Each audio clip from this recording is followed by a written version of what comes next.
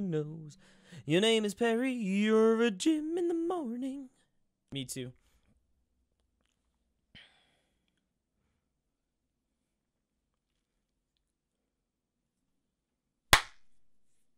All right. Hello and welcome to episode 82 of the Talk Nintendo podcast. I'm one of your hosts, Casey Gibson, and joining me this fine evening, as always, the one, the only, Mr. Perry Burkham.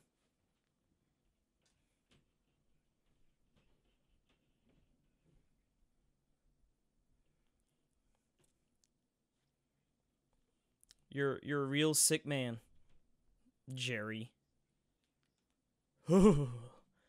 Well, you're going to scare our guest because joining us tonight as, I think we've used this moniker before, but literally the hardest working man in America, Mr. Justin Nation.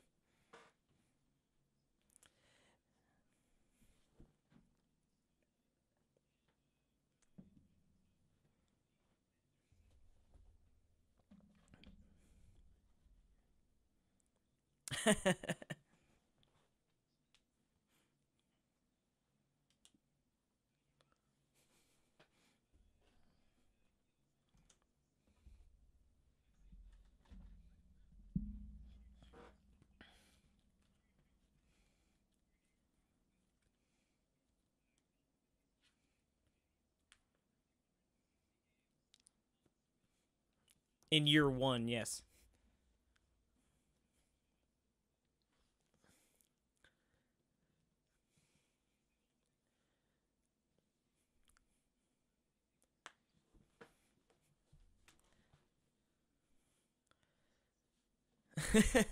Yeah, he's the.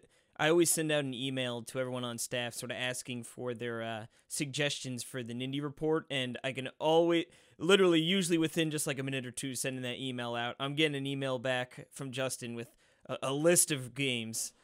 It's great.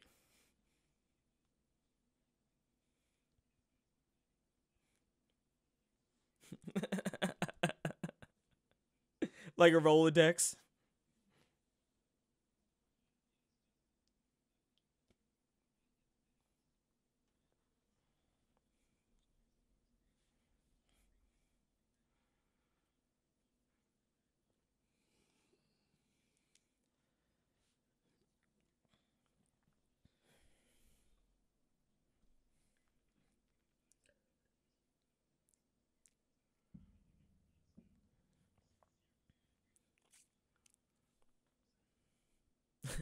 And you,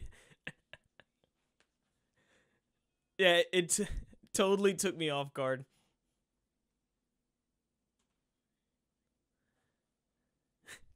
Yeah.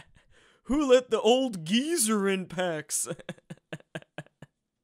No, it's so funny because you're like icon. I don't know, it just to me it doesn't I don't know. I just didn't put two and two together. Yeah.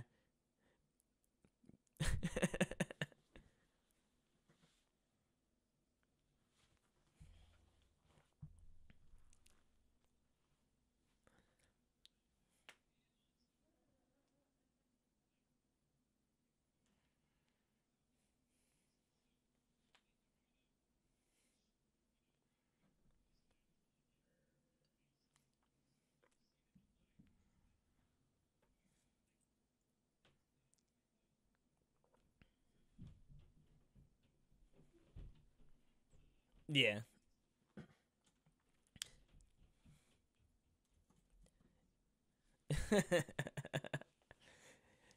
You're I was just a bit oh, I love you from King of the Hill.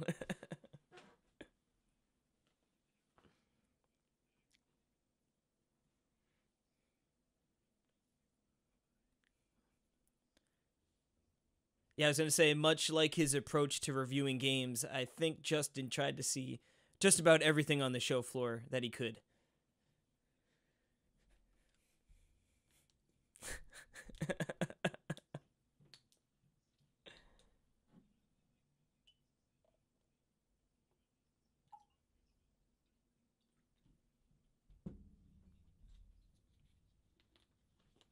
appointment. Yeah. Well, we did schedule a bunch of games that we probably would have checked out had we not have interviews anyway. So, but yeah. So how do you like PAX, Justin? I know you were. I don't know if it would say on the fence about coming, but I feel like it wasn't 100% sure if you were going to, and then finally, you did bite the bullet.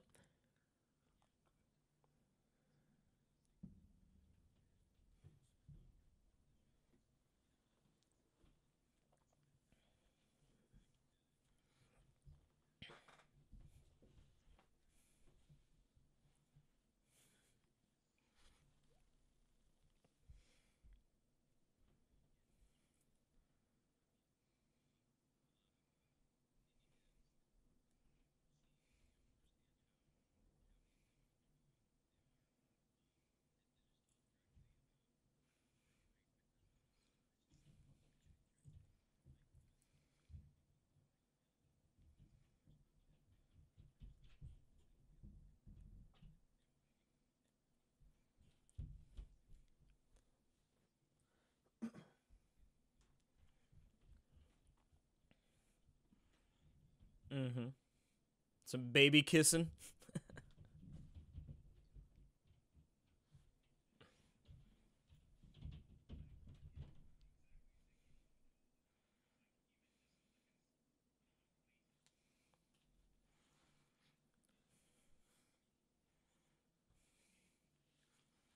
Yeah, it's always yeah, it's just so cool to see their passion, just like they're beaming, when they talk about their game, and they're so happy to see people playing and having fun, and it's just cool to sort of feed off that energy, especially during an interview, just to really, you know, one on one, just learn about what they were thinking about when sort of coming up with certain ideas and sort of seeing how it all comes together.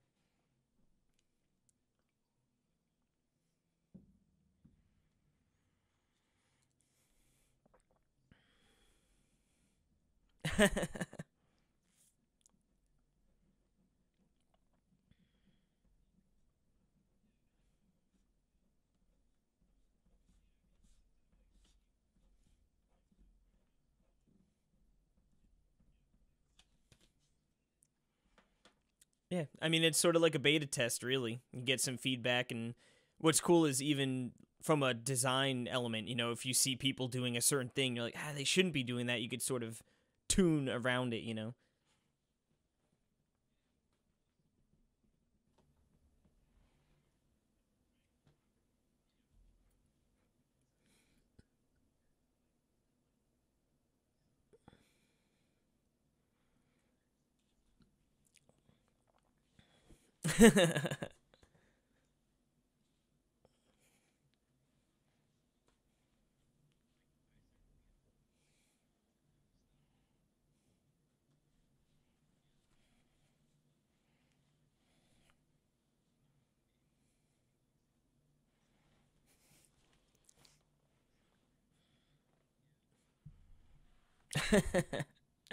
Well, you should have heard the Zelda chants on Sunday's panel when trying to determine the top 5 games. It was ridiculous to hear that. It was again a full room and just people chanting these game names and screaming, and it was just so funny to see everyone just loving the Switch.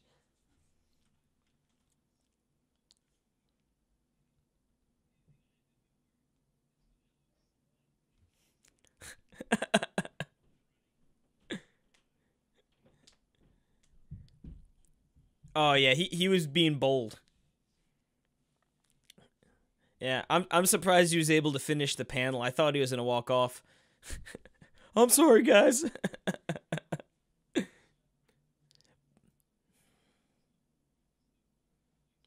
I wanted to until he tried to get rid of Splatoon 2 that early. Invitation revoked.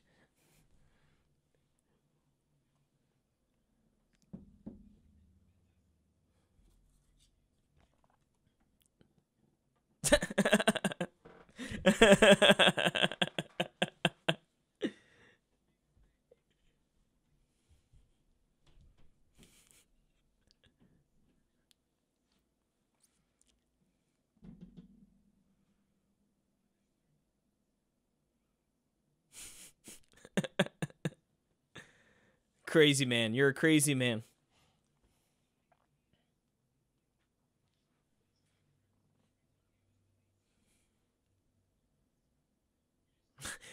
Constantly. I had to do that for the first time last week. Yeah. It's like our switches are in sync.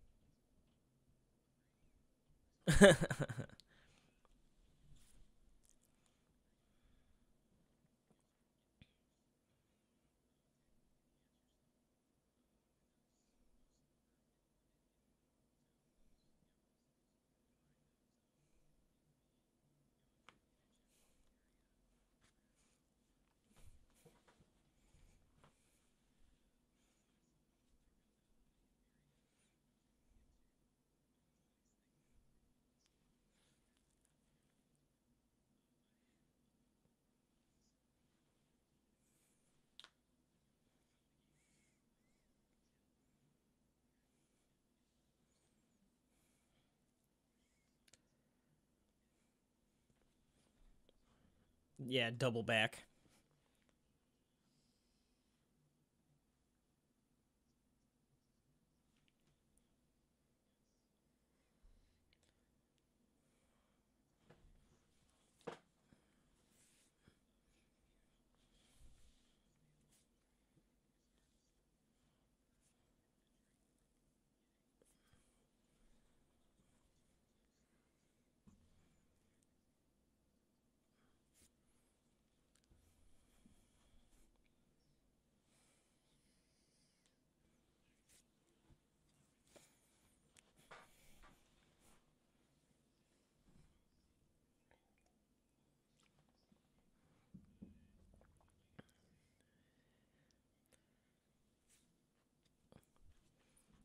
It yeah.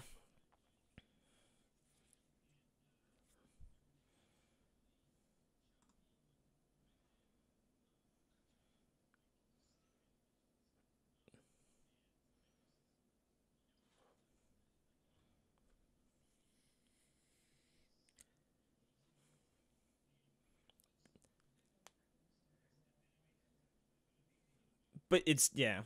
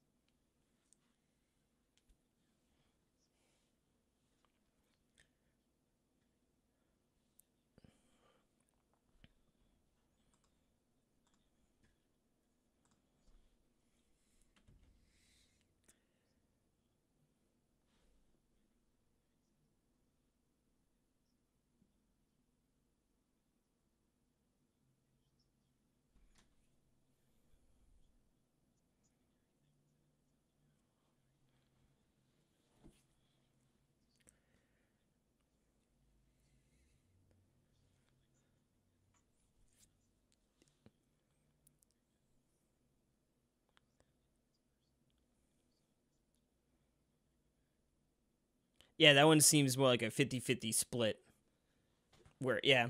I was going to say, sort of doubling back to how it looks. I mean, when you were playing it, did it feel, sometimes when you actually get with a game, like, and play it, it feels better, as far as looks. I don't know. To me, like Perry said, it just sort of looks like a Flash game almost. And coming from Runbow, it's just sort of strange.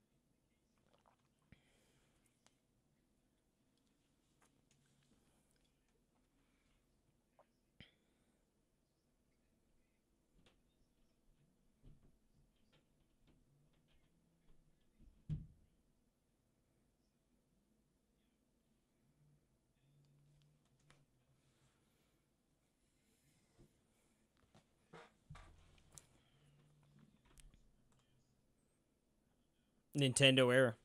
Yep.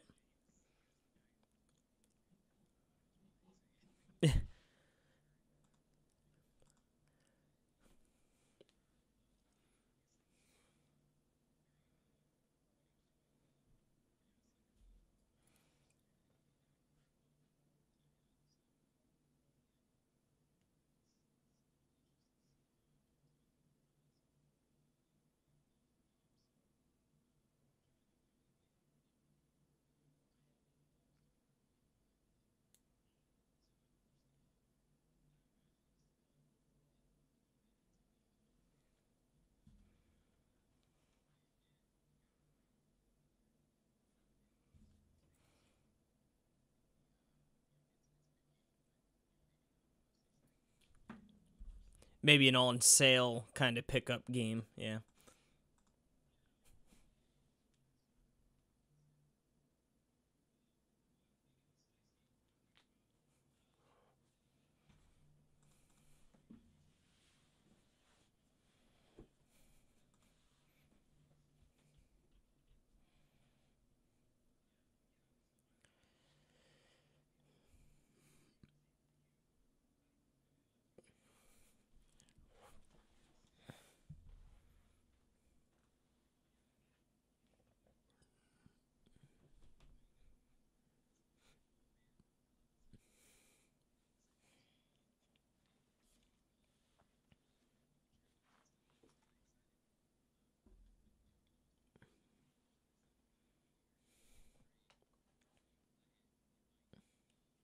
Live up. Yeah.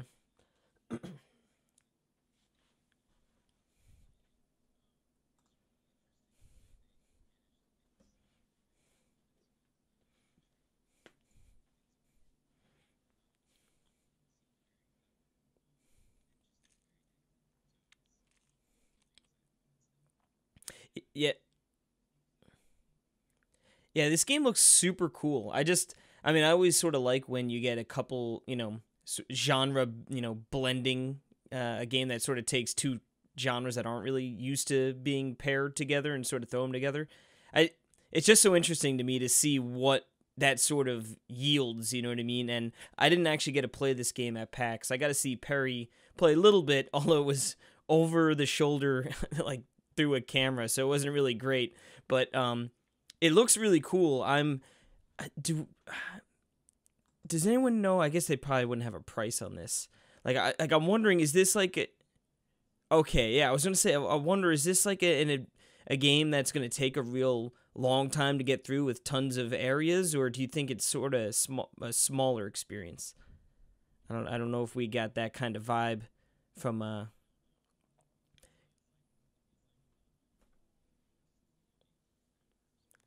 yeah, that's what it yeah. Because I'm watching the trailer right now, and it looks really cool visually, and then obviously like the cool combination of genres there. Definitely on my radar, that's for sure.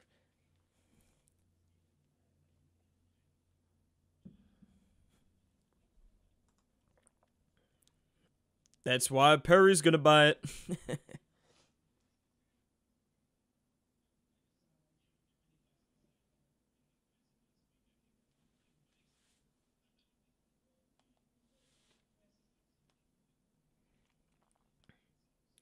Yeah, for me, pinball's cool, but I just sort of it loses my attention, sort of quickly. So that's why I think this could sort of give it more legs to someone like me.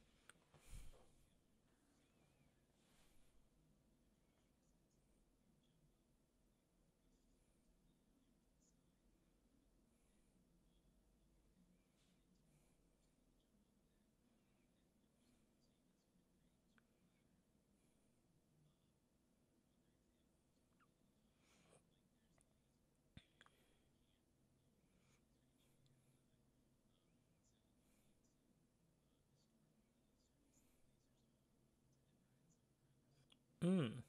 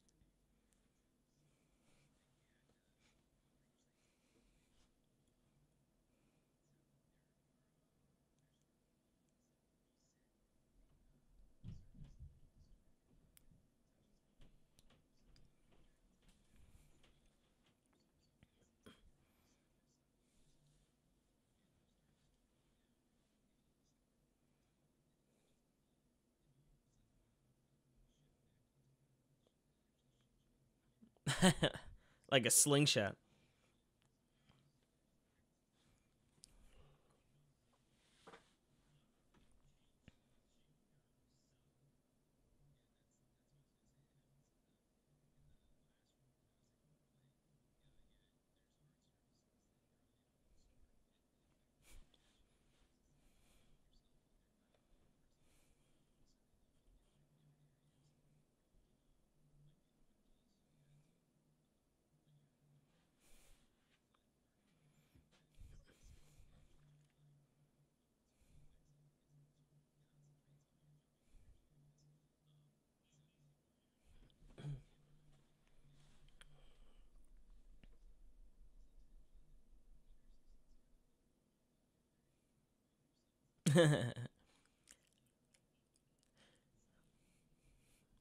Now,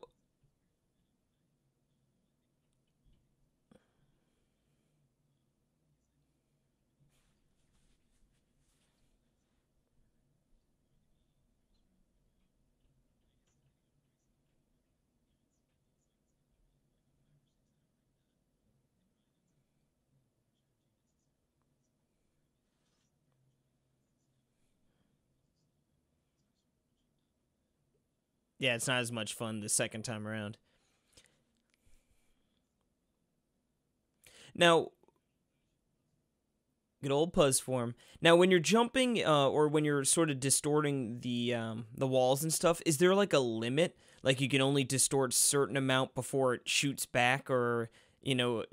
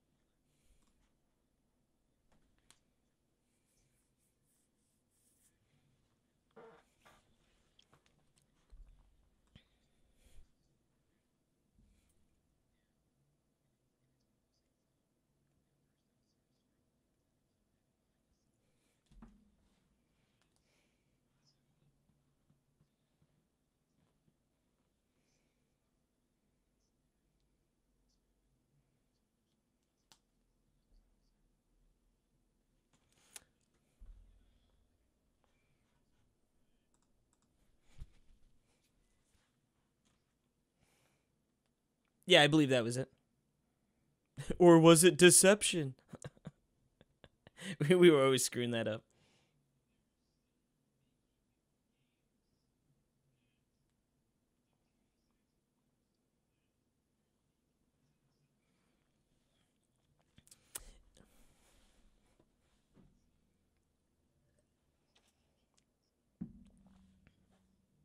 Yep. We knew it ended with action. But yeah, moving along here. Now this next game was a game I think Perry and I both wanted to check out, but unfortunately we had something else sort of set up and never got around to it. And that was Pool Panic, which just looks like an absolutely bizarre game that I'm super interested in hearing a little bit about.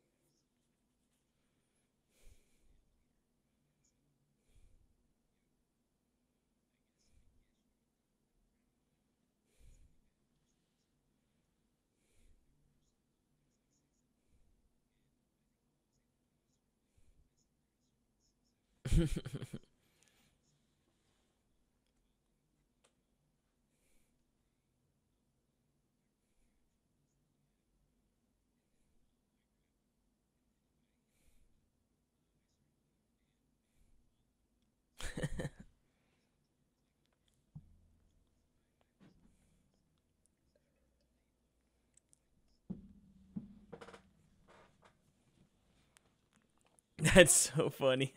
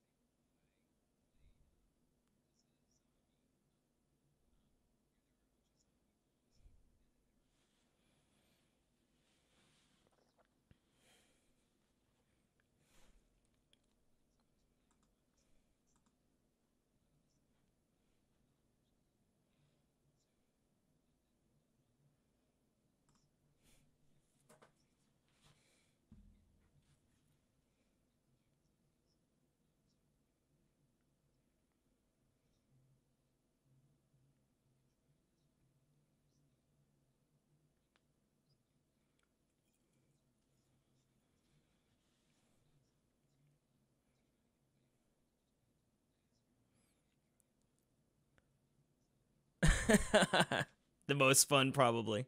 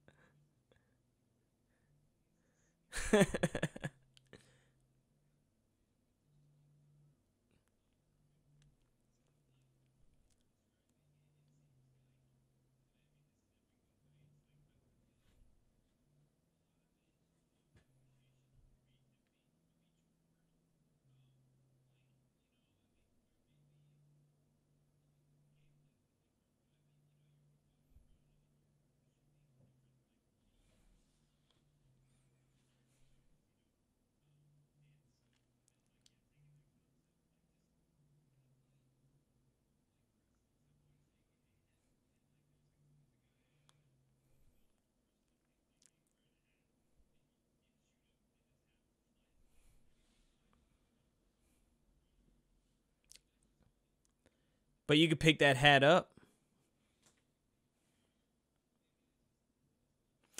Well, yeah, I think we were watching the same video, but a question for you having played. Now, when you take your shot, it seems like you can move around freely afterwards to set up your next shot. Is there some sort of limit where you can only take a certain amount of steps, or can you really sort of just position yourself however you want for any shot?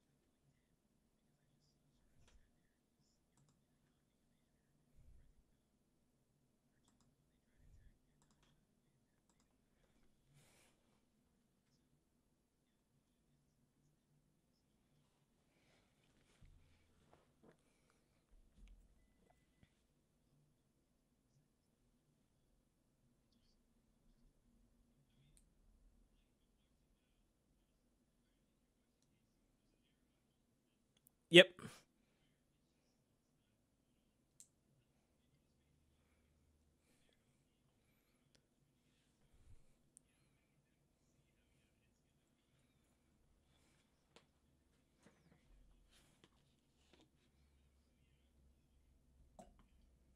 I tell you what, I really wasn't until just now. I mean, just seeing some of the video and then hearing Justin sort of talk about having some hands on. Yeah, this game looks sweet.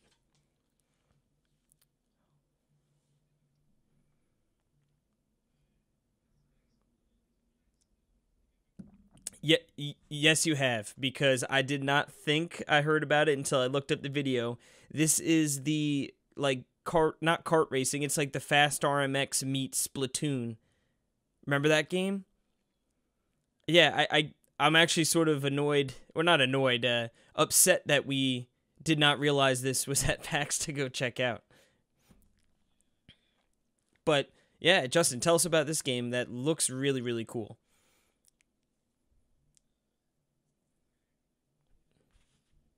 Yeah, if you're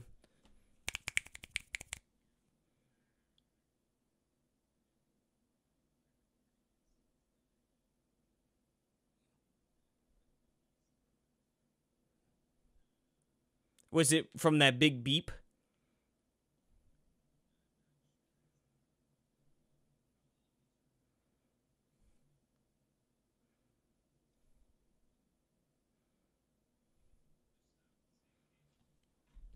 recording?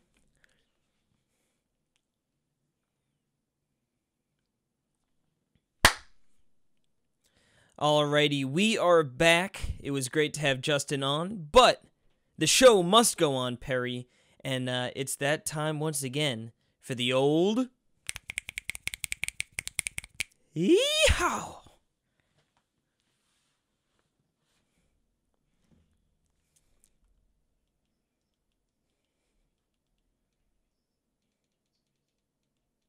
We round them up. Round them up, we dish them out.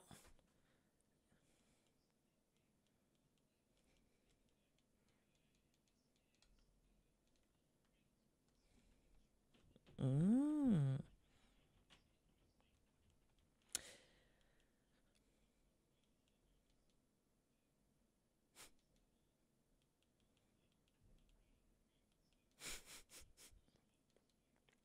Yeah, yeah, it looks definitely looks interesting. Very colorful, very colorful. Like all the screenshots are like one's very green, one's very red, purple. Yeah, it looks sort of cool. But that is Sally's Law for $12.99. Now, this is a it looks super cute. This is what another Puzz form, if you will. And yeah, it looks like you're just like a little round ball named Sally. And it's sort of funny. It's like the house they live in is also a ball in the window. It seems very spherical, this world. But yeah, it looks sort of cool. It looks like you're going throughout the city doing some puzzle platforming.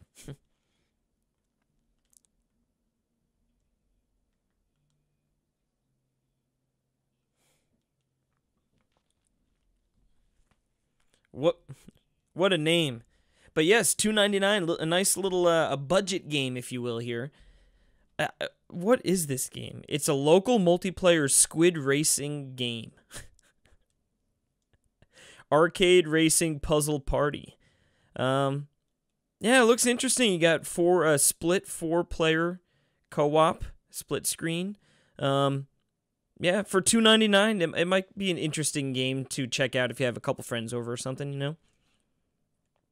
But next up here, we've got Sumer for $14.99, and I've definitely heard this game before, but I'm not too familiar with what it is. It's some sort of board game, right? Like something like that.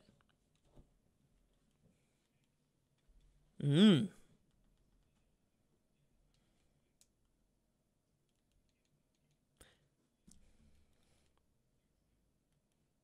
Yeah, you know what? Honestly, the Switch seems like a really good platform for those kind of games. Just, the nature of the Switch being able to sort of lie it down on the table. I guess sort of like that Wii U effect, but, this, it's so much sleeker, obviously. But, yeah, it's an interesting genre, I think, for a video game. But, again, I think for the Switch, it feels more natural than playing up on the screen, you know? But I mean, obviously, you could probably most of the people probably play it on the screen because it's bigger. But to have that option,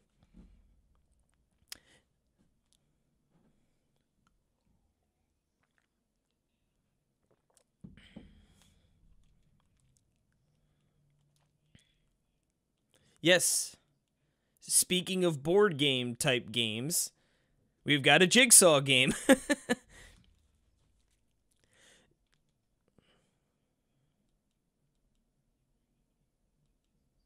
You know what? It's sort of an interesting idea. I mean, if you like puzzles, it would be nice to not have the mess of a puzzle. You know.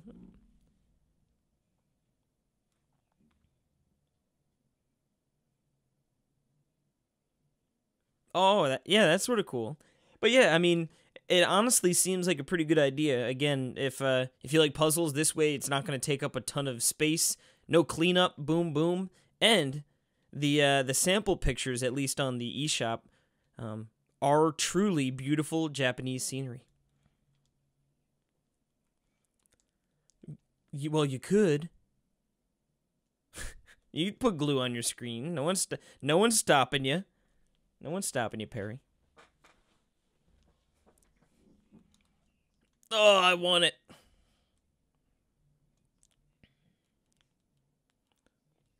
He sure does. I think that's why I like it so much. I really love the like all the screenshots are sort of what the game's going to be, and it's pretty zoomed out. Your character model or the sprite is pretty tiny, but then they just have like one super zoomed up, like super pixelated version of Little Shy Guy. I'm like, that's awesome.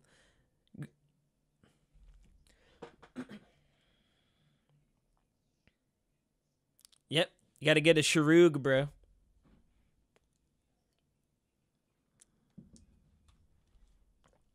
Oh, there's too many games.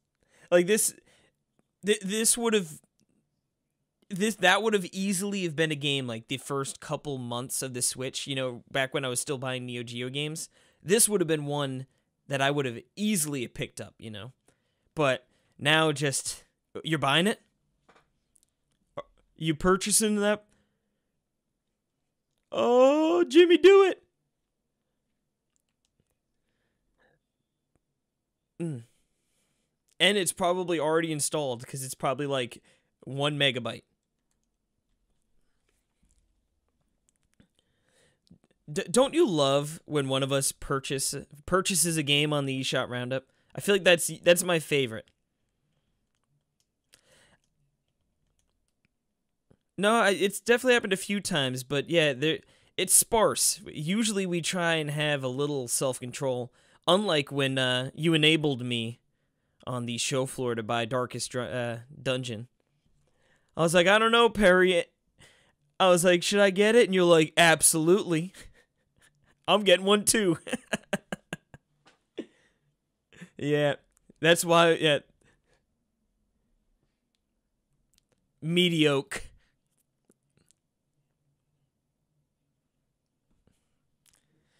Yeah, I tell you what, that yonder, yeah, I might do it. But moving along here, we've got Infernium. Is that for $24.95, a big boy price. Now this game is a first-person, I want to say shooter, but it looks like you're sort of you've just got magic that you can use, sort of shoot fire out of your hands here, and yeah, Inferior, a non-linear first-person survival horror that will shake you to your core. Yeah, it looks interesting. I'm gonna have to check out reviews. Yeah, Justin. Yeah, I don't know. That was only, it didn't stand out among the 30 games I reviewed this week. So.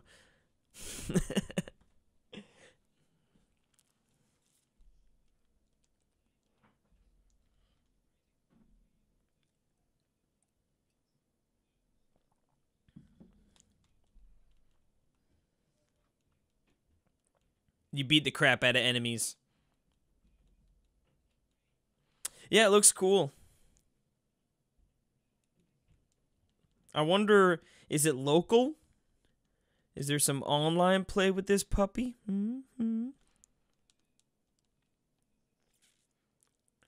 I wish I had friends. Yeah. Well, I was getting a little worried, Perry. I mean, we're already 1, 2.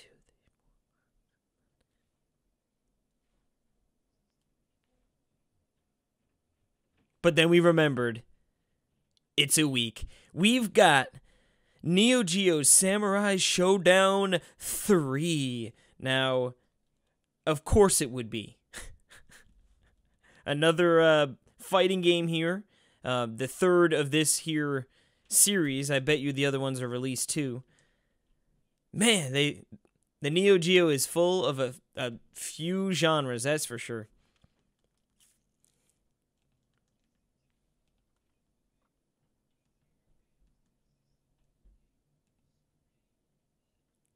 Whoo!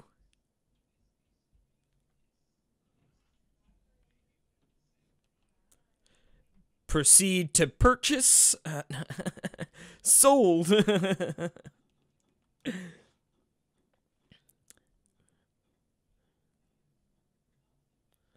Boo.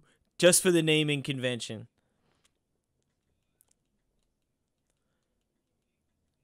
Yeah, it looks, it's a shmup, it looks like. Yeah, I'm looking at, I hope so. Yeah, if you look at this screen, it's got like this yeah, into broken up into sort of 3 sections, where the middle section's the action and the left and right are sort of your character information. So, yeah, I'd imagine this would be able to play in tape mode.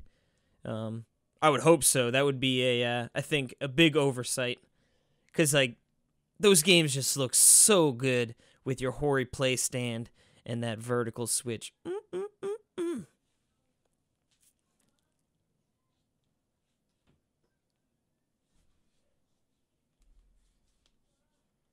Mm. Sign me up.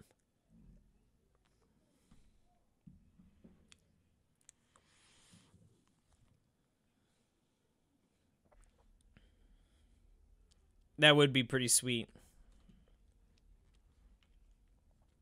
Oh, come on, Nintendo.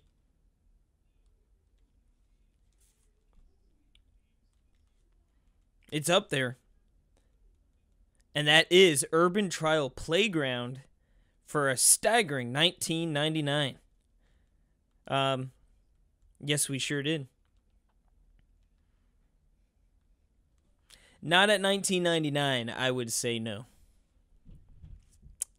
But yes, moving along, we've got Johnny Turbo's Arcade Bad Dudes for $7.99. What's cool is when you're looking at the screenshots here, they totally do like the they're trying to sort of give that illusion you're still playing on a CRT. So it sort of has that like yeah, the rounded corners like it's a old time CRT TV. And it looks like a beat 'em up, if you will, with a name like Johnny Turbo's Arcade Bad Dudes. It better be a beat 'em up. But yeah, looks sort of cool. If you're into the beat 'em ups, you sure can. Probably not.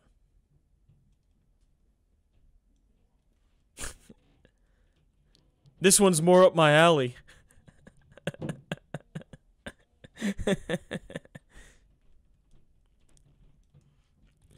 Ooh, yo, throwing shade at Angry Birds right now. They ain't afraid. Oh my god, I went to the proceed to purchase. No thank you. Not quite.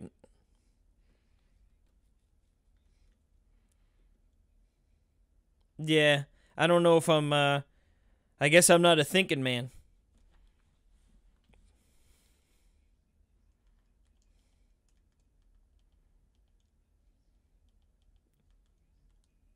$12.49.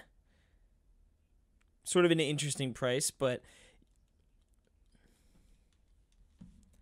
it is bizarre, but it's sort of interesting.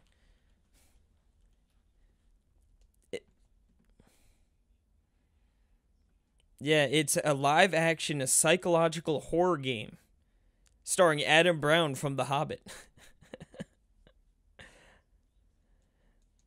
Yeah, I wonder, I don't know, yeah, it seems strange, but yeah, you look at the screenshots and they're just like literally photos of people and stuff, but yeah, I haven't heard much. I mean, I've heard of this game and I knew that it was in that FMV, but I haven't heard much as far as if it's a good game or not.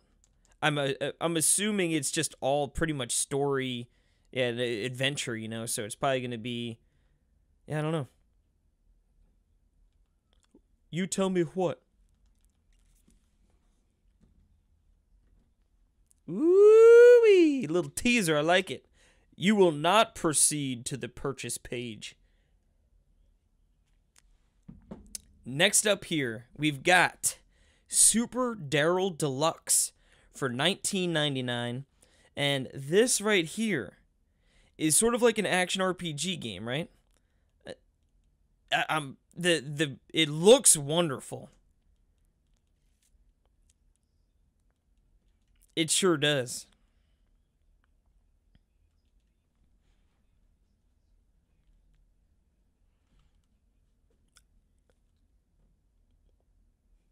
Yeah. It's I love the one screenshot. It looks like you're in the desert, right? You got some cactus that are just jacked. Like they have huge pectorals and biceps. They're flexing. You've got Daryl surfing on a shark, which is riding just a random wave in the middle of this desert with a fire-breathing vulture coming at him. Yeah, I didn't even... Yeah, this game looks absolutely bonkers. In a good way. Oh, here, look. Super Daryl Deluxe is an RPG Vania with brawler-style combat set inside of a perfectly normal, sprawling, multi-dimensional high school. Alrighty.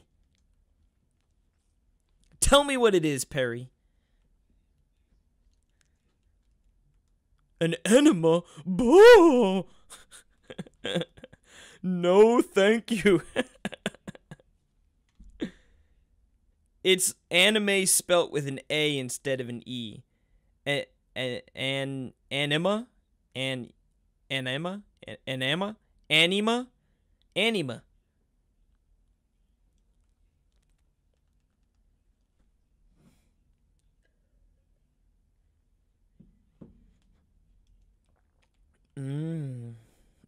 Those two games happen to be some of my favorites. I'm gonna have to check it out.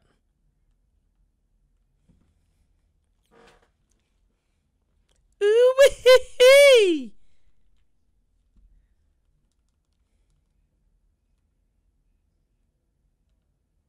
Villain discount.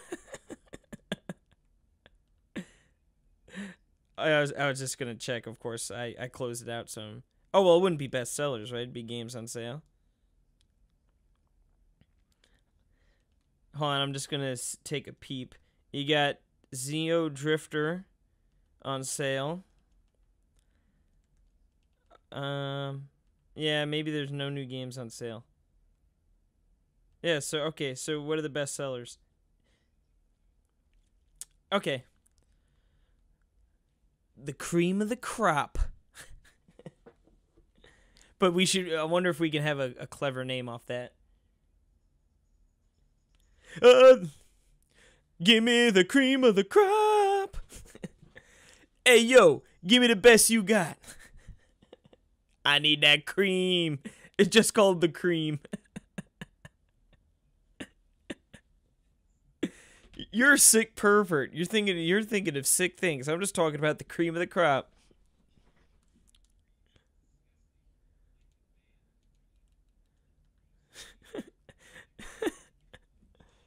Give me the creamer. I'm just thinking of the cream of the crop. You sick bastard. I know. Yeah, so they're the cream of the crop.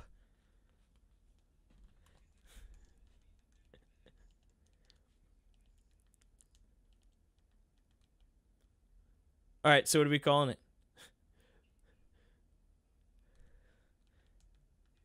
The game, I don't know. We're just the unnamed segment. We're just put it like we play a jingle, but just don't, like, it's just like 5 seconds of silence.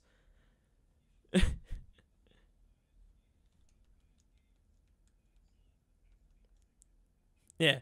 Yeah. The top 5 games of the week that sold last week, but they're not the best games, but they're at least the top best sellers. All right. Shut up.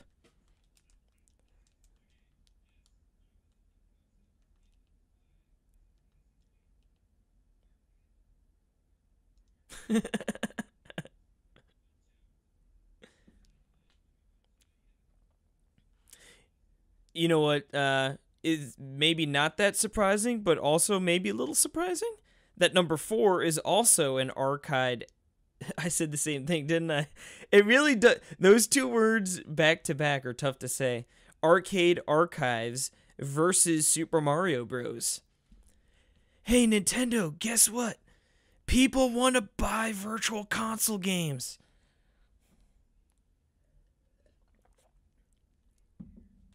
Like, imagine they had, like, just Super Mario Bros. 3 virtual console.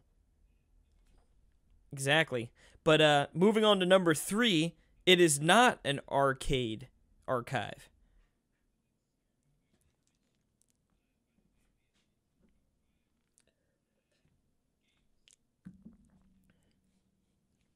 Boo. Not a boo, but it got in over Xenoblade. Makes the whole list fraudulent.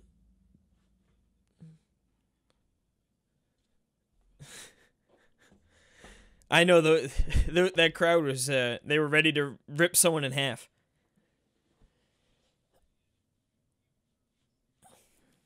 That's good news. Actually, it's so funny. A little kid at the panel came up to me afterwards, and he was like, "Why wasn't Kirby Star Allies on that list?" And I was like, well, we were doing the first year, so and that came out afterwards. And I was like, "Why you like it?" He's like, "My favorite game." He was loving it, man. It's good to hear people are enjoying it. And number one, again, like it's a little shocking, but then I guess when you really stop to think about it, it's not really all that shocking, and it is Rocket League. That game just, I feel like Rocket League just sells every month, or every week in this case. It seems like people are, I don't know who is still buying Rocket League, but there are people just getting into it, and on all platforms. It just, I don't get it. Rocket League kills.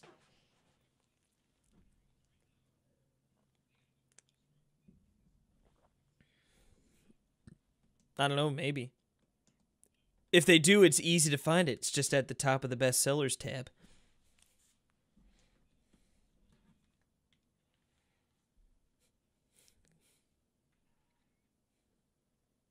Boom. Now, for something a little more familiar, the old news block. Ooh wee. Yep. Yep. That's all right. Because this week, you know what? I feel like lately, and I guess it's just that beginning of the year, the news has not been popping off like it has been in the past. But this week, we definitely have quite a few games that were announced for the Switch. So it is pretty exciting week here, albeit not a super long news week. So, to start us off, Spyro Reignited Trilogy is coming out. This was, I feel like, a really poorly kept secret. I think there were some leaks or some big rumors going around that Spyro trilogy was going to be remade, especially after the success of Crash Bandicoot. But what's interesting is that it is a timed exclusive for PS4, with the initial release being September 21st of this year, and it will be coming to Switch, I believe, and Xbox One afterwards. They did not give a specific date or a specific time frame of the exclusivity. I wonder if it's going to be like a 6-month exclusive, and then maybe that's March of next year it comes out for the Switch, sort of in that sort of get that sweet spot early on in the year. But does this do anything for you? I don't think it does. But have you ever played a Spyro game?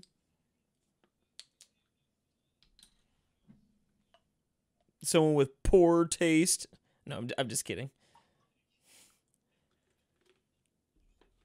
Yeah, I've never really played it either. It's probably not something I'll get, but I did see the comparisons, and it certainly does look good. I mean, I think all of those, N64, PS1 era 3D platformers, like, brought back to life, always, they look really awesome. That's why it would be, imagine a Super Mario 64 remake, like, with just nice, smoothed out, beautiful graphics. Mm. Mm-mm-mm-mm. But moving along here, Wolfenstein 2, we got to play some of that this past week, and we talked about that a little bit. And I believe we mentioned this part as well, but it's always good to sort of reiterate on some cool features, and that is that the gyro controls that were introduced with Doom are coming to Wolfenstein 2 as well, and I need to get back to Doom to try that, but honestly, at this point, it's probably more likely that I'll just try it out on Wolfenstein 2 when I get it. Dude, I've been thinking about Wolfenstein 2, and I am so excited. That game, it was so much fun. Oh. Yeah, it is, but I guess they were saying though that you can play more stealthy if you want. But, yeah, I don't know who wants to play stealthy, when you could just go around with the fire hatchet and slam people's throats out. And, and what's amazing to me, Oh, the old shin jelly. Um, what he threw me off track for a second there. I forgot what I was saying. Yeah, it's what was crazy was just how many of those like melee animations they had and how many different kills. Because I felt like I used a bunch of those melee attacks to take enemies out, and I was watching you and some other people play, and it just seemed like every time someone did a melee attack, it was like a different animation for the kill. So I wonder how many of those are actually in the game. Now we've got a little bit of announcement, game announcement block here within the news block. You want to start us off with this first one?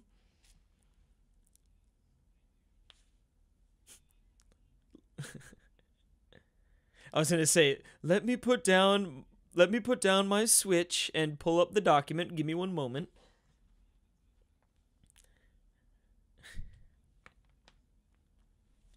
Woo! Do you know anything about Firewatch?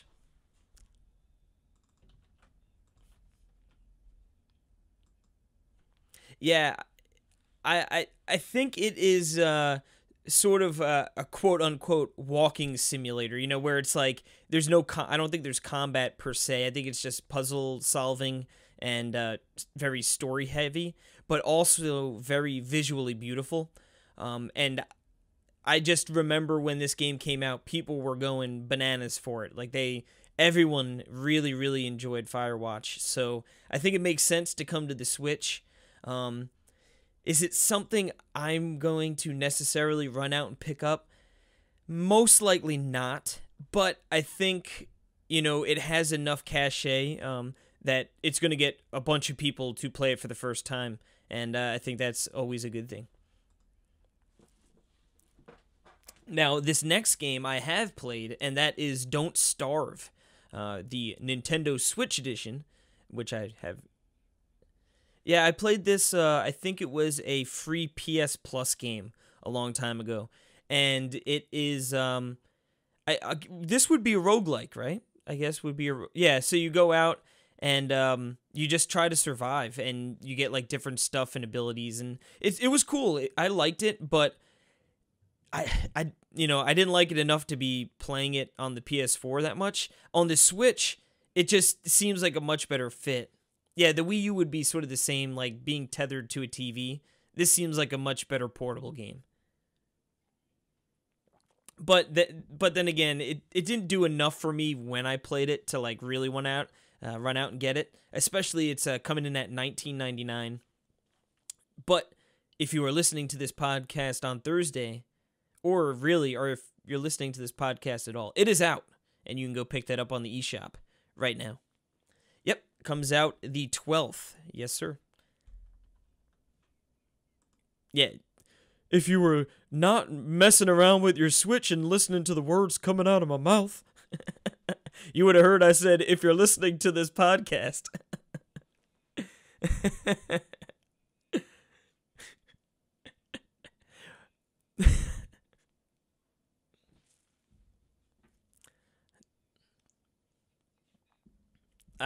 I don't know. I wouldn't be able to walk you through it without looking at it. But you want to take? Nope. Yeah, I got my dang old news block. Yeah, you Jimmy. Do you want to take this next one, or are you still jimmying around over there? I'll take it. Yeah, yeah. Yeah, it's perfect.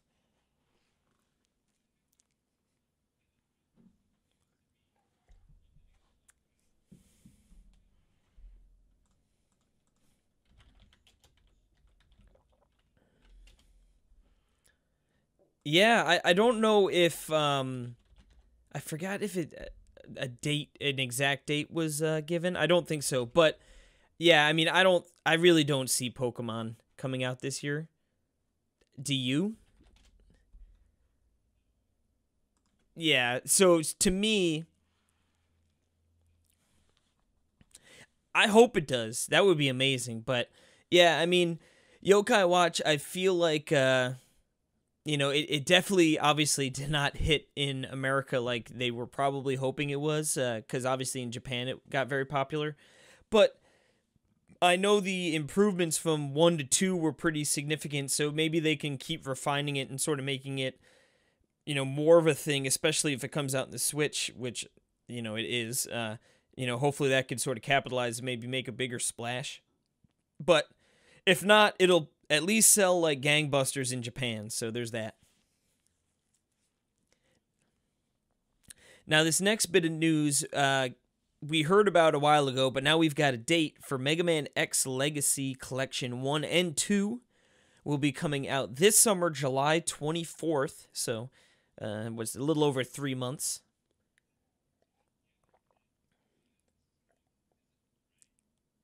Yeah, I believe it's what was it? I think 1 came on the cart and 2 was a download code because they were, I guess, the size or whatever. Yep. Now this next bit of news, yeah, I'm not. Last thing I need is like 12 more games. Well, not X. Yeah, the first. Yeah. Although, to be honest, I've only ever played Mega Man X. I've never played like any of the, X2, X3, etc.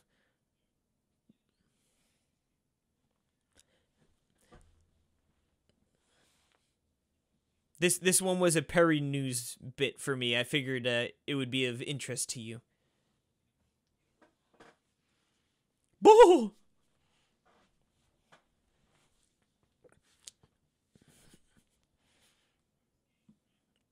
Yeah, I believe so. Yeah, like the more game showy.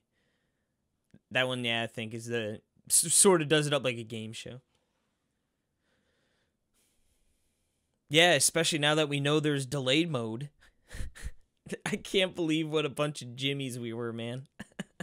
Like we tried to play one night, and we might have mentioned this on the podcast, but just to recap, we had like the webcam pointing at a screen that was super hard to see and delay. Oh, it was terrible.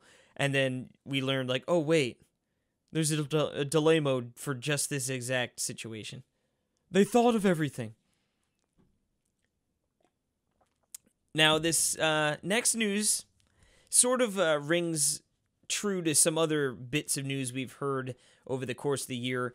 NIS America has, I guess, released some numbers to show that Switch sales have doubled the PS4 versions of games. Disgaea 5 Complete Edition, I think it was Complete, was the name for the Switch. 200,000 copies in the West, and I mean that's pretty impressive for a game like Disgaea, But what was interesting was the shade they were throwing at Sony. A quote: "We're starting to do more on the Nintendo Switch. SNK Heroines is not the only one.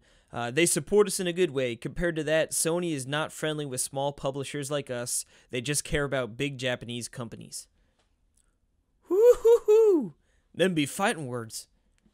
But that's good because I believe NIS America does a lot of like smaller Japanese games on the Vita, like weird RPGs and like just weird games that probably, definitely have a niche in America, but like, I can't imagine it's that large, but they still cater to them. So if, we start seeing those games coming to the Switch, I think that would be a good thing because I always like those weird oddball games that are like, you're like, man, like this is it's sort of risky for them to bring it out here, but like I appreciate that.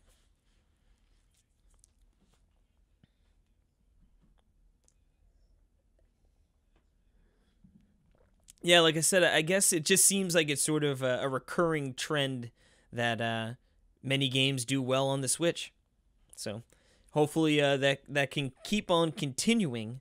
And yes, I'll lob this one to you.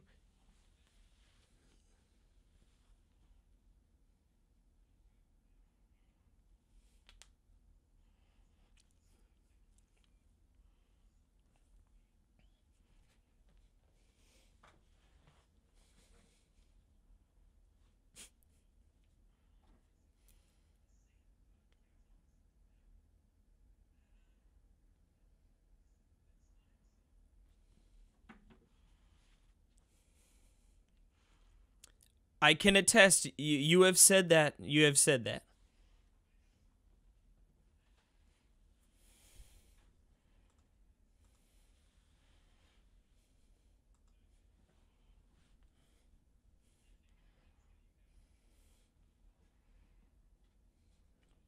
Believe it.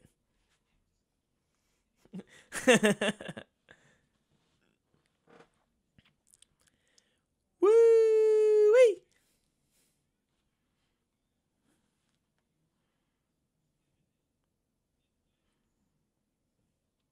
Yes. I have been waiting for a limited run games to release something that I wanted on the Switch. Now, they've released some good, I'd say, I don't want to say bad games, but like more niche games. Like what the first one was Saturday Morning RPG, which, that's, I guess has, I don't think so. I feel like that was just maybe the first one. And then like I know, Thimbleweed Park, like I know that has a big following, but just games that haven't really spoke to me. So now that finally we've got one, this will be my first limited runs purchase. Absolutely. So I'm looking forward to that. Awesome. Yeah. So happy for them to be shacking up with limited games or limited run. Yeah. Yeah, just awesome. I'm happy for them. And then we'll have to keep our eyes out. We don't want to miss out on that would be the worst.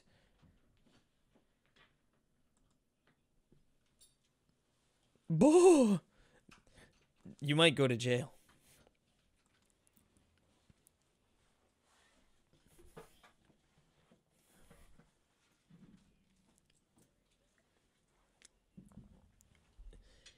It's really like we've done the entire thing backwards. Weird.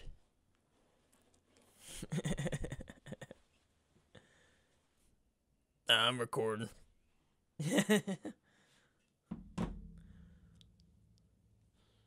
Nope.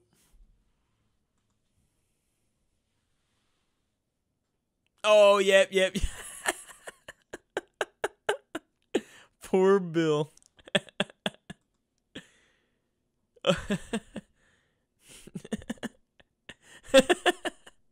That's so good. I've been, yep.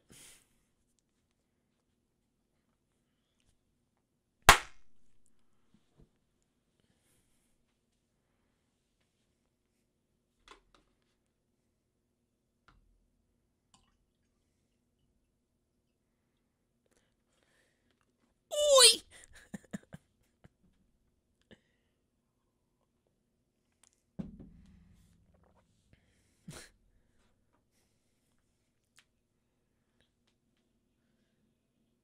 Yeah, like a weird.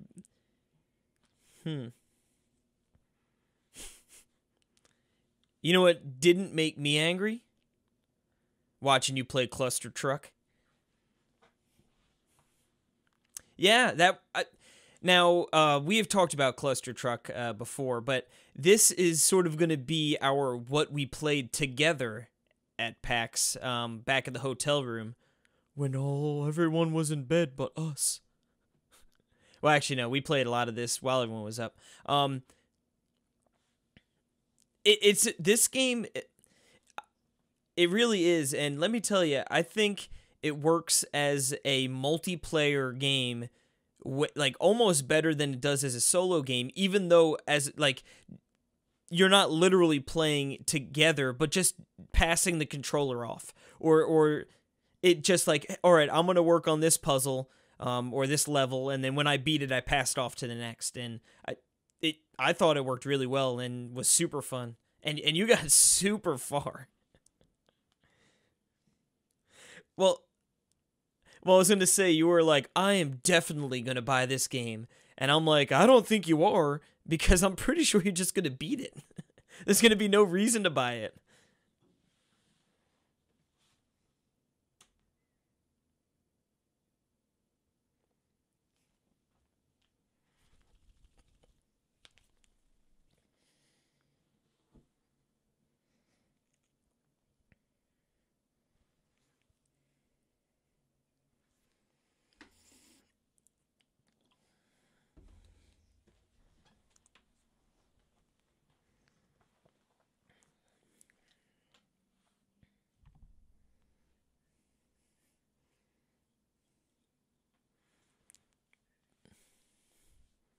Yeah, you mu- I was like, did he even leave? I was gonna say, did you get any sleep, or did you just have nightmares of that level teasing you?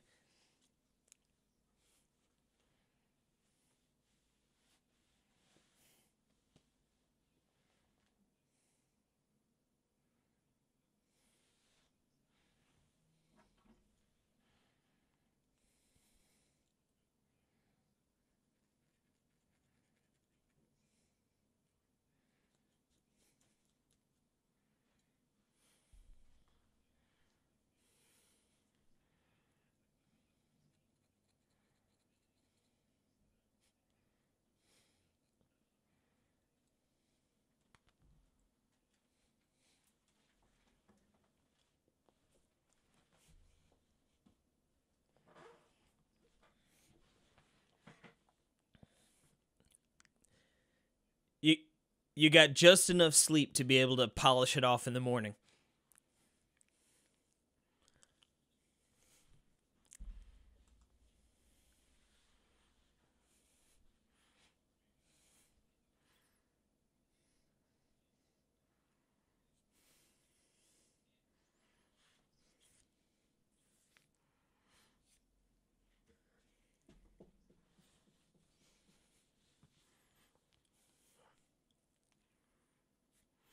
Yeah, probably close to. Yeah.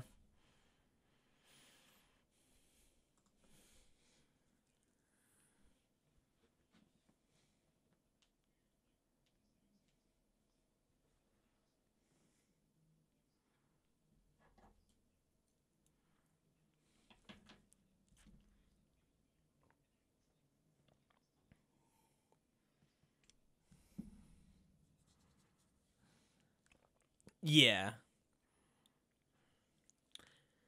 No, I know what you mean.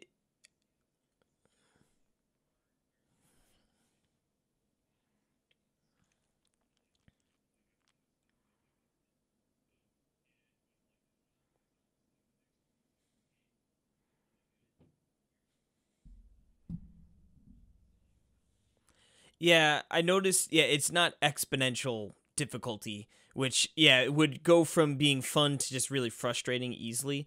Like you said, to work on that level for close to an hour, if that was every single level, that's gonna turn off. Even if you love the game, it's just gonna turn people off. So, yeah, it's nice to be like, okay, we're gonna throw you like a benchmark level every once in a while, and it's gonna be more difficult than the other ones, but not so much that it's not fun or impossible. What I thought was nice is just like for me in the beginning, I remember the one level that was really hard was your it was really the first level that they threw a right angle in on you. So you're sort of traveling, sort of vertically along the screen, going straight out, and then you need to jump and land on a truck that's moving to the right of the screen. So you need to deal with your momentum and being able to sort of slow yourself down to get a soft landing on this other truck that's going the complete opposite direction. And it took me a super long time to be able to do that. But yeah, finicky. Yeah, it's tough because yeah, when you're moving that camera on the like in the air, it's really hard to reorient yourself to sort of, land. But what was nice is once I sort of got the like, okay, this is how you do those kinds of turns. It clicked, and then when you saw it in levels, that were beyond that point, it was never that hard again. And it was like, okay, I put in that time to sort of be able to do that mechanic. Now I feel confident. Yeah, now I feel confident moving forward to be able to do that. And I just thought, and that sort of is how the difficulty ramps up. It sort of gives you this new thing, and once you sort of understand it, it's not so daunting for the next levels, and then you can sort of get through those quicker.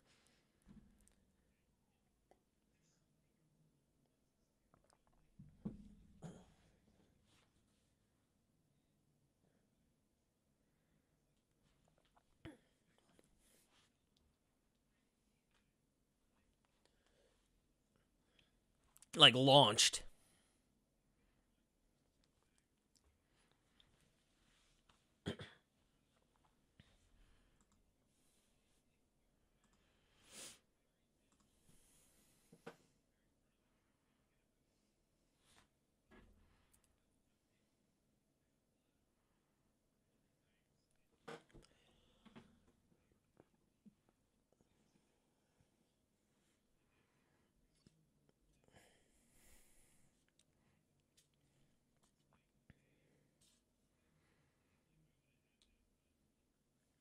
If it had went, if it went the same as before, yeah.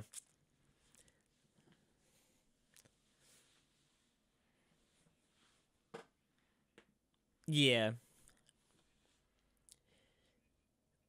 But like you said, if you run into only one of those levels, or maybe even out of the course of what, there's 10 levels per world, and we were up to world 5 or 6, I believe, right? Give or take. Okay, we're at, so one level out of 70 was a real pain in the neck. That's a good ratio to me. If you want to throw me one of those hard levels, and it's going to be so far and few between that you almost don't mind slamming your head against the wall for a little bit, but like I said, it's just, if that was, level after level, um, it would be frustrating. Like you said, it was nice to be able to, like, oh, I finally beat that level, and now I just rattled through 10 levels in half the time it took me to do that one level.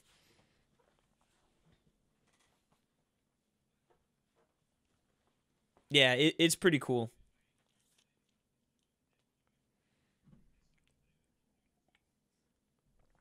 Yes, sir. Bah, I love you, Buck.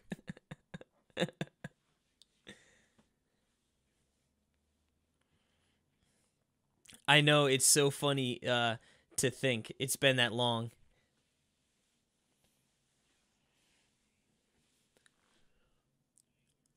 Bombslinger.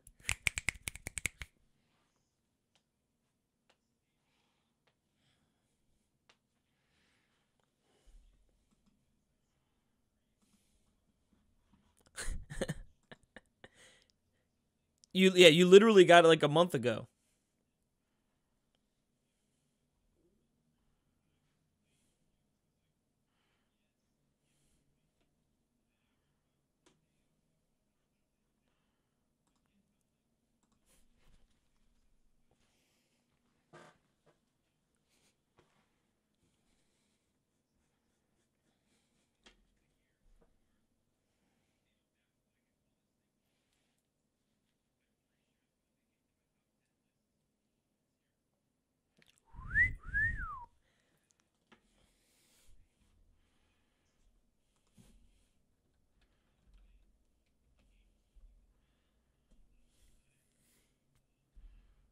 That you all know.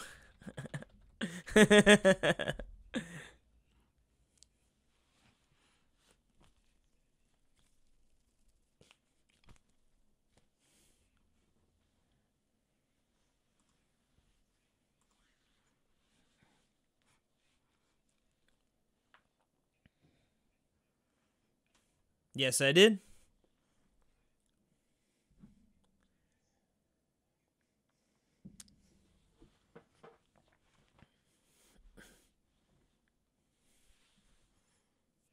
This is a rogue light.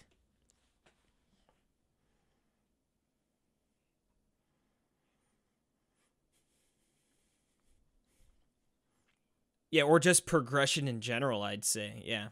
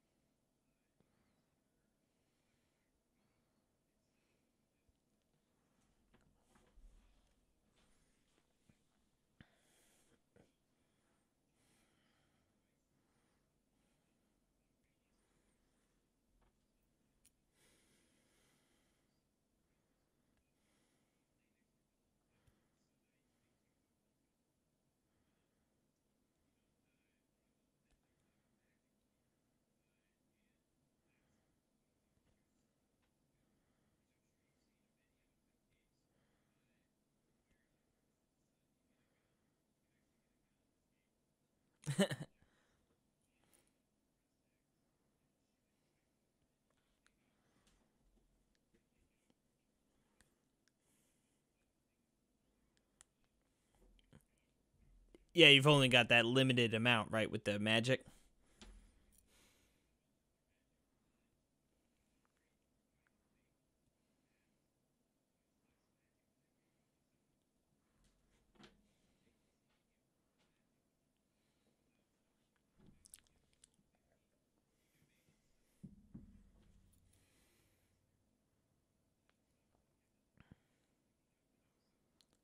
So you can sort of mess with what your playstyle is a little bit, you know. So if you prefer to set up the combos, more hands on, you could do the bombs where when I was playing, I got a power up that, sort of like the best power up in the game, right? Was the nitro bomb that would essentially be a homing missile and take out every single enemy. So, so when I was gonna say, so when you get an item like that, it's like, okay, I need to make sure I can use this as often as possible. So I need to upgrade my mana, or whatever the resource is called. I guess your mana, right? So yeah, I want to upgrade that and decrease the amount of that it uses, because the second you lay that bomb down, you're getting the biggest chain possible, and you're pretty much auto clearing to the next screen. So it's sort of, I guess, cool to see how each different approach is sort of dictated by what items you're going to get out on the battlefield.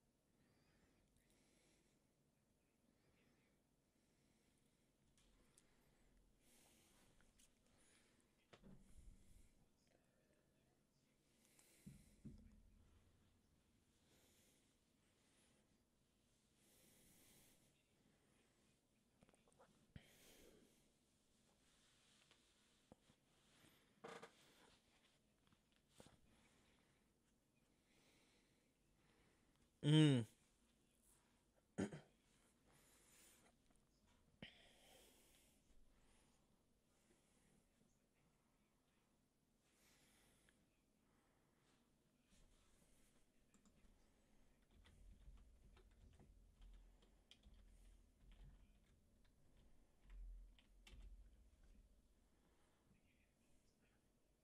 Yeah, yeah.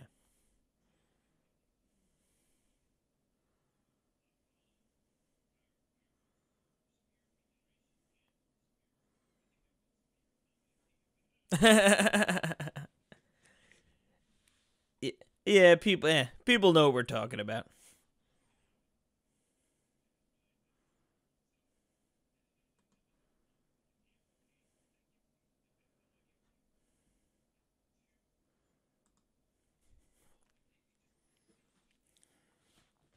Hmm.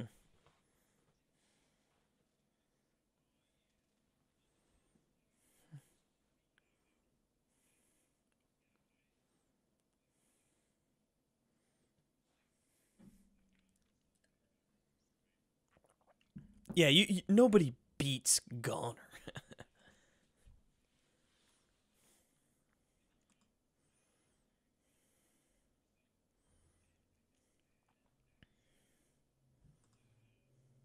But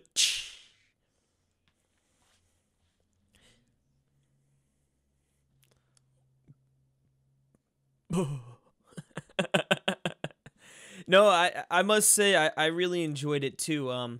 Now I didn't get to play a ton of it, but yeah, and I jumped in already sort of beefed up with the extra slots open, so it might have been a little easier sailing for me, at least early on. But no, it's super fun.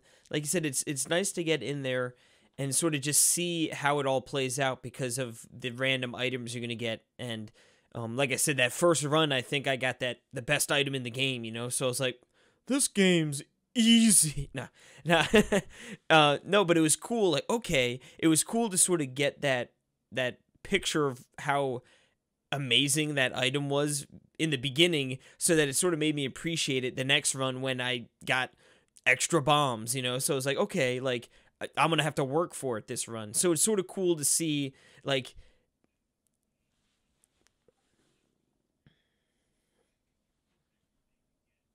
yep. And what's really cool is when so you're going around, you're collecting keys, you know, you can open up chests. It seemed like every run I had, I got like a stupid amount of keys, but and no chests to open. But there were the occasional store, and then when you walk into the store, that's when you find out it's not sprite based, right?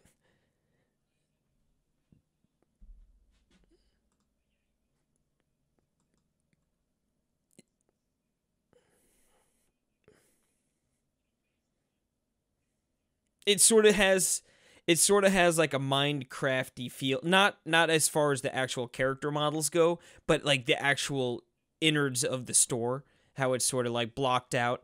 And it's funny, the salesman's got like a creepy smile on, you know, and he's like, this guy's, you know, bad news, you know, he's got these toxic bombs he's trying to sell me and stuff. It's like, but I'll buy them.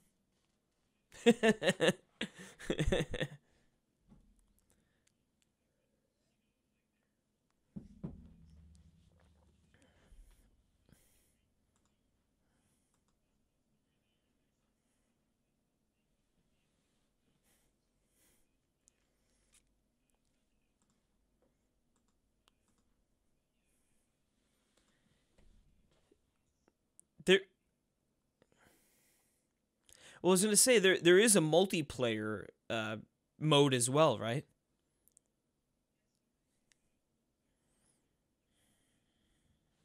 And that's more akin to regular Bomberman, right?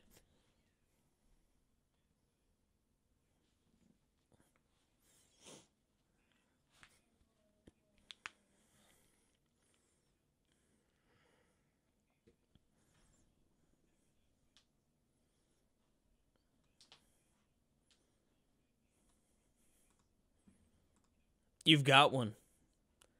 Yeah,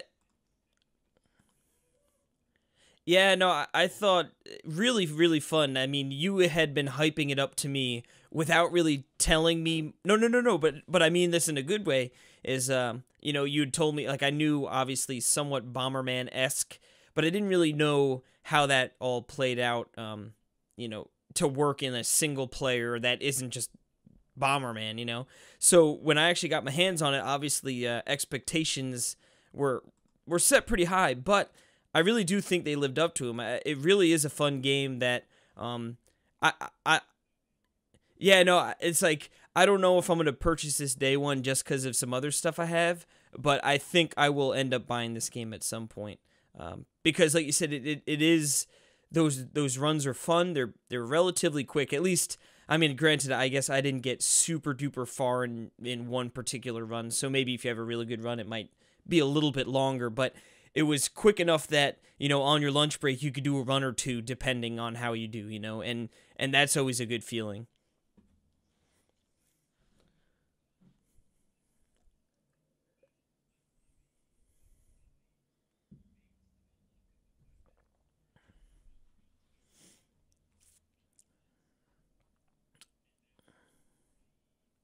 Easily obtainable.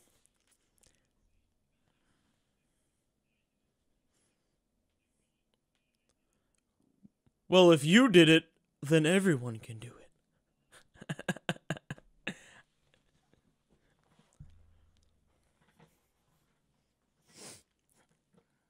Yeah, it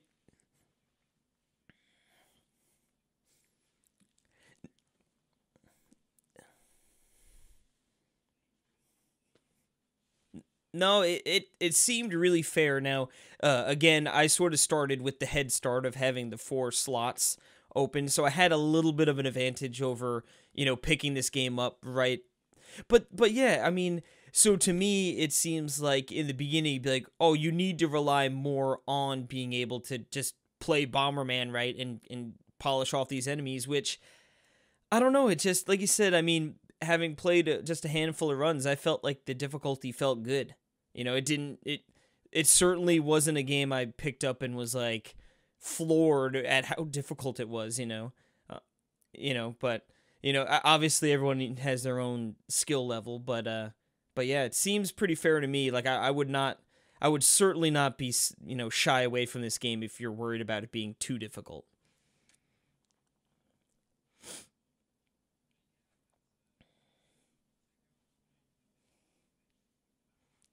Ooh-wee. Heck yeah, dude.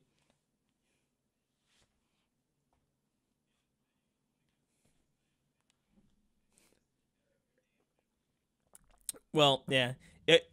You set yourself up for that.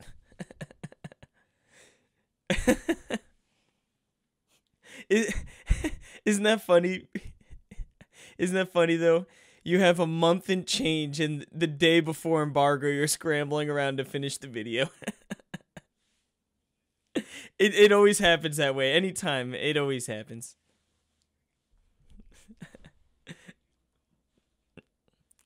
Oh crap! Boo! But yeah,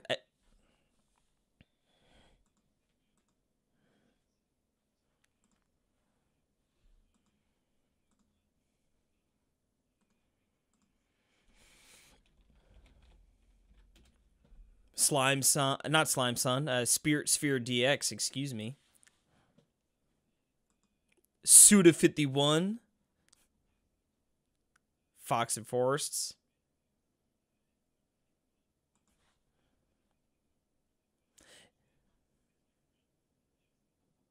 Oh yeah, good old Justin. Yep.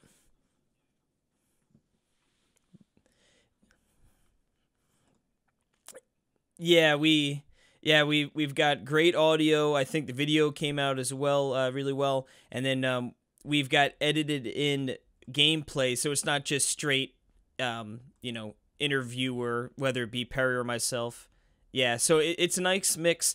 Again, I'm gonna have the link to Nintendo World Report TV in the description. So if you're listening to this on iTunes or Google Play or wherever you listen, you should be able to just click right in the description, and there should be a link that sends you right there.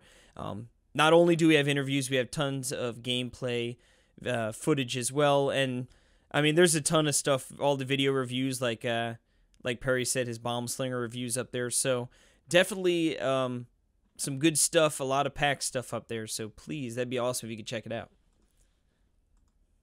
But yes.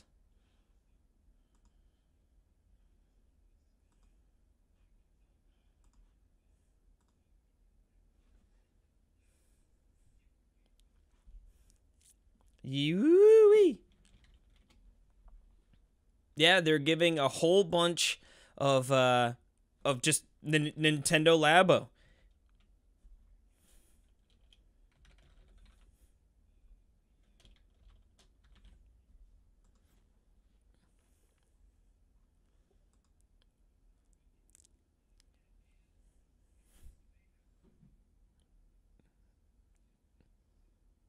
And screen protectors. Yep.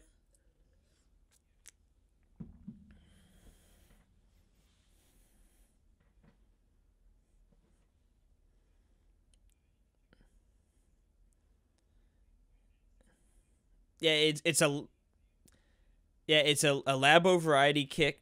It is a turbo performance thumbsticks, a Switch screen protector, and the Galaxy performance thumbsticks.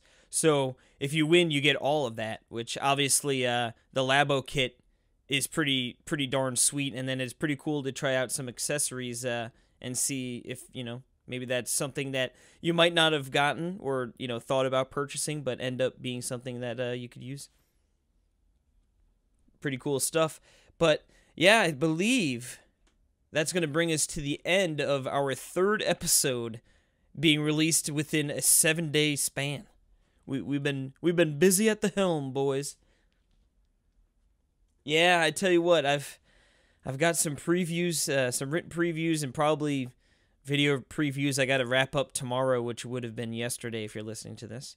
And then I think I'm in the home stretch until the weekend, and then it's the Nindy report. There's always something, Perry. There's always something to keep you busy. But, well, what the heck's that supposed to mean? I never said anything about it being bad. I know, I'm kidding. You're like, man, it stinks on ice, and you know what that means. If it's stinking on ice. Yeah, it must be horrible. It almost as bad as that smell down by the Boston piers. Oh, oh. I almost tossed my cookies. Dude, I remember, I got, like, seriously, I got one. It was so, all right, so just to wrap us out here. Yeah, we got dinner with the Fabraz crew, and that was great, but we went by, like, this restaurant on the pier, and afterwards we're waiting for the Uber, and oh, just in, like, waves it would come, and it would be like the most vile smelling thing you've ever smelt. And, like, I just ate a big old, yeah, oh, I just ate a big cheeseburger and french fries, you know, I'm full, and all of a sudden I get a whiff of the most putrid smell I've ever smelt in my life. Oh God. Those cookies were almost back on the sidewalk.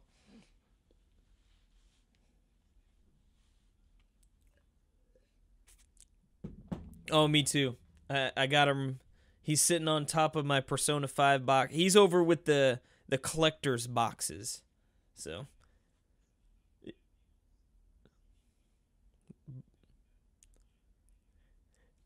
His face is so big and perfect on the plush, you know. He's just happy not to be in that worm anymore.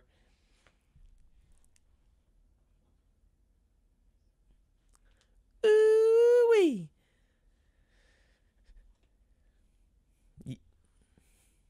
Poodles.